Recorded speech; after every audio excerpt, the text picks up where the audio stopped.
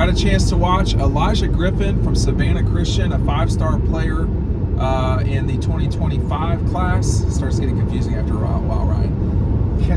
I thought he was a good player. He was not as big as I thought he'd be. I will say there were moments when he completely dominated. And I will add this last caveat. As a Tucker High grad and all this, they're playing Marist. So if you know anything about Marist, you know that it's somewhat challenging to.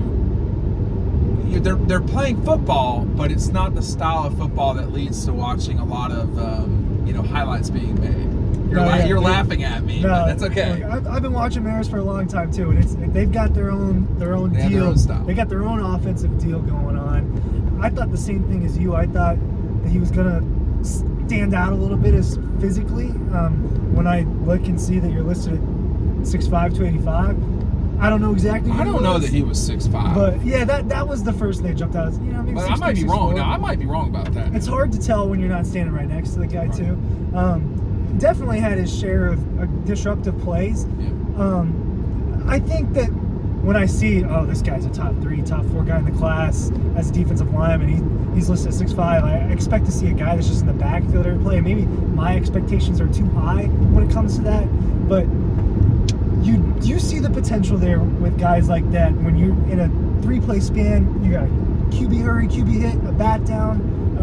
When you can take over a little sequence like that, you definitely have 5-star potential. And that's where I will get back to the Marist part. So let me explain to the audience. So Marist is a private school in Atlanta, and they play a particular way, which is they play option football. They are a run-based team. And so what Griffin was dealing with all night was double teams every time. There was at least one personal foul called on Marist because of a chop block. They didn't call it a chop block, but that's what it was. And so you're dealing with what Georgia used to deal with Georgia Tech, which is guys going right at your ankles or your knees or whatever. Knees is probably, people will get mad if I say that. That's not, but they're going at your legs to get you off your feet. And it's a style. There's nothing wrong with it. It's the way that style of football is played. That is the abnormality. Kirby Smart was talking about this the other day with everybody plays the same way. Do you remember what I was talking about? So I we don't get to Savannah the night before a game. That is really challenging when we're in Athens, and we're going to be in Athens the next day. So we ran over to Marist. I think there were times when, he blew up the guy in front of him a lot. Now, whether you could see that where you were, I don't know. There was also... But there was a second guy right there every time on. Yeah. He had a second set of hands. He played nose quite a bit, or interior. And then when he got outside, I guess they were kind of moving him around. Savannah Christian, they're the Pirates, which is one of the schools that Demetrius Robertson went to when he was in Savannah. But no, they're the Raiders tonight. I'm getting all the Savannah Privates confused. There's quite a few of them, so you'll have to forgive me. I know Benedictine is not where he was playing, but I did get a little bit confused tonight. But I do think that, first of all, the other thing about Marist is, you say what you want about Marist. Obviously when I was growing up, they were a big game for Tucker and vice versa. Tonight they had a lot of good-looking kids. So matching up there was, but on the offensive line, that's not what it's going to be like in the SEC. And there's no scenario, Ryan, where a high school football player is going to be playing like anything they deal with in the SEC. It's just not going to happen. No, it's not.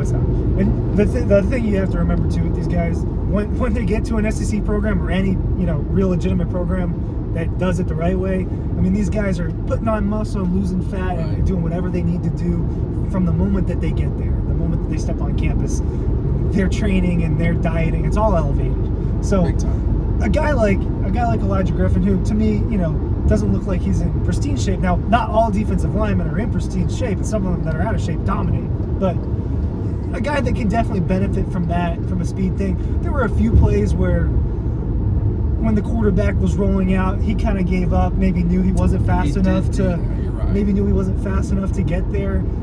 I know that no coach likes to see that, no matter how fast they are, but it could be an energy conservation thing for him. Exactly. And, I'll just say, was I blown away? I was not blown away. But For instance. Doesn't mean he wasn't a good player tonight. It doesn't mean he's not a really good prospect. Hey, just real quick, our friends at EcoPoly are really helping us out. Can't see this as well in the dark. We are driving back from Atlanta. It's kind of blown out. Georgia made high quality outdoor and patio furniture for your beach house, for your lake house, for your house. Or if you're chilling outside in a balcony in Athens, it's game day tomorrow. Y'all won't see this until after Georgia plays, but it's high quality, 20-year warranty, made in Georgia, down in Eastman and Dodge County, and we're so happy to have them on board for the season. Check them out. The link is down below. He played a lot of downs. He did not play on offense. But he was out there every defensive snap that we watched. And I'll just say this. We've seen, I mean, you did not see Mays play with Quintavious, whose last name escapes me right now. He, I thought, is really good, okay? But he didn't go hard every single down. Buford? Yeah, Buford's got two guys on the defensive line that are legit. The senior, Edric Houston, who's going to Ohio State. He's good. It's just an absolute game record. I mean, he is always where the ball is. But they've got a sophomore, too, whose first name I can't remember. Perry Wright. He's got a hyphen last name. He's got a double last name. He gets in the backfield a lot, too, and he's only a sophomore. Now, when you're playing on a team like Buford that has talent all over the place, and it's the same thing when you're playing on a team like Georgia that has talent all over the place, it makes it a little easier to shine, and or at least to do the right things and play well, because you know that the guys around you are doing that as well. So those guys pop a little bit more when you go to watch them, and I think I expected, because Elijah Griffin's, he's not on a Buford with a bunch of prospects that are his caliber around them. I think I expected him to pop a little bit more, and while he did have his moments of that, it wasn't as consistent as I thought it was going to be. All right, so I'm gonna rant about the Marist thing now. Okay. So having experience with Tucker and all this stuff, so Tucker and Marist just play each other all the time, and I've seen a lot of players at Tucker, Jonathan Ledbetter, Dominic Sanders. I'll go back to Corey Robinson. That's at Tucker, Patrick Pass, whoever, Thomas Brown probably shined because he was a running back. It's hard when you play defense against that style to look good. And Marist, I am not a fan of Marist. Everyone that knows me knows that. But you have to look at what you're dealing with is a very particular style. They believe in it. The results speak for themselves. They have won quite a bit there, and that's the way they play. They are not going to play the way that I want them to play. So when I go watch, 5-star recruits, that I can tell what a 5-star recruit is supposed to look like in theory. It's up to that 5-star player to wreck shop. I also, when I went to go see Kendall Baker play at Marist, I couldn't tell if he was good. And he turned out to be a starter at Georgia on the offensive line. So Marist is not the right atmosphere to check this out. But it was our best opportunity. It was our only opportunity to really see him play. And I'm tough. Anybody that watches these videos know that I'm really kind of rough on kids. But I do think there were moments tonight, man, when he did look like, wow, okay, I get it. But there was a kid at Marist that got his mouthpiece knocked out, and it was not by this player. It was by number 18. And I think Keith Brookings' kid plays at Savannah Christian. Oh, wow. Right. Okay. So we had like the Georgia Tech 1990s gods with Matt Harpring's kid. Matt Harpring's kid was out. He was making plays for Marist, man. Matt Harpring played 14 years in the NBA. It's not surprising his child is playing well. At Marist. Yes. I was thinking, he and I are, Matt is 1 year older than me. I was thinking about the age of his child. I was like, that makes about sense. But I thought that I did want to see more. I always want to see more. I hate the drive from Athens to Atlanta in rush hour.